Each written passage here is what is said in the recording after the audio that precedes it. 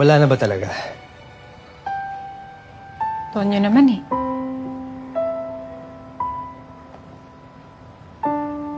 Gusto ko lang naman malaman yung totoo. Anong totoo? May boyfriend na ako, Tonyo. Alam mo naman yun eh. Naalala mo ba yung sinabi ni Dong Atele noon? Na isa raw sa atin nagsisinungaling sa mga sarili. Naalala niyo, nung pumunta kami sa kwarto ninyo, sinabi ko na isa sa inyo nagsisinungaling sa sarili niya. Totoo po yun. Umamin na ako sa'yo. Eh, ikaw? Umamin ka na ba? Talaga ba, Tonyo? Maniniwala ka dun sa dalawang yun? Eh, di ba mga kriminal nga yun? Bakit ba kasi hindi mo na lang sagutin yung tanong ko? Gusto ko lang malaman yung totoo.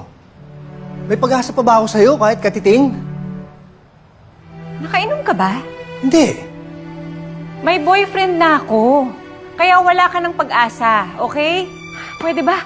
Kalimutan na natin itong pag-uusap na to. Gusto ko na umuwi. Uwi na ako.